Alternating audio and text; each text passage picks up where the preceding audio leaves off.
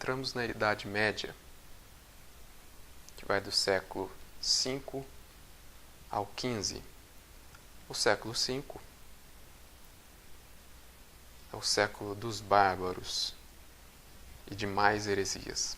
Esses povos bárbaros deram o empurrão final a uma árvore que já estava apodrecida.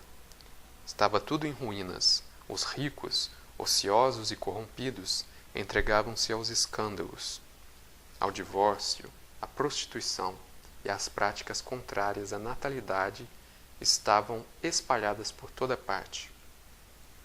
O povo humilde suportava impostos excessivos, tantos que, segundo Salviano, alguns povoados suplicavam que chegassem os bárbaros para estarem liberados. A parte oriental do Império Romano continuou subsistindo com o nome de Império Bizantino. Esses bárbaros criaram seus reinos, os suevos, visigodos e alanos, que tomaram a Espanha, os vândalos, que permaneceram no sul, hoje Andaluzia, e prosseguiram até a África. Os érolos chegaram também no ano 400, permaneceram na Itália. Os burgúndios, visigodos e francos estabeleceram-se na França. Os saxões e os ângalos invadiram a Grã-Bretanha e se misturaram com seus habitantes, os bretões. Temos também mais heresias no século V. O monofisismo dizia que Cristo não tinha duas naturezas, mas somente uma, na que se uniram a divindade e a humanidade. O nestorianismo ensinava que em Cristo há duas pessoas, uma divina e outra humana. O pelagianismo ensinava que o homem podia evitar o pecado sem a ajuda da graça divina. A resposta da Igreja a esses desafios, primeiramente, quanto aos bárbaros, foi a tentativa de converter os líderes bárbaros. Os godos foram os primeiros a se converterem ao cristianismo, mas ao cristianismo ariano, que negava a divindade de Cristo. Mais tarde, os francos foram os primeiros convertidos ao catolicismo ortodoxo. Depois, os burgúndios, os suevos e os visigodos. A Irlanda foi convertida ao cristianismo por São Patrício.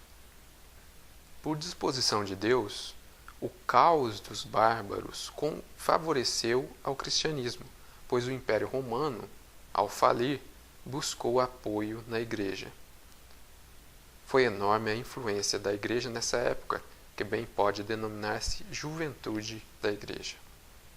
Temos grandes santos nesse século, ainda Santo Ambrósio, o Papa São Leão Magno, que enfrentou as tribos de Átila.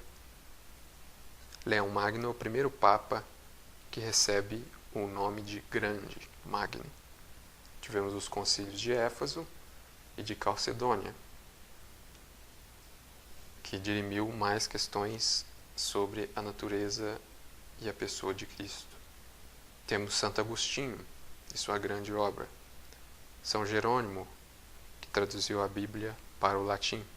São João Crisóstomo, patriarca de Constantinopla, que escreveu muito sobre os sacramentos e tem grande influência na liturgia da Igreja do Oriente.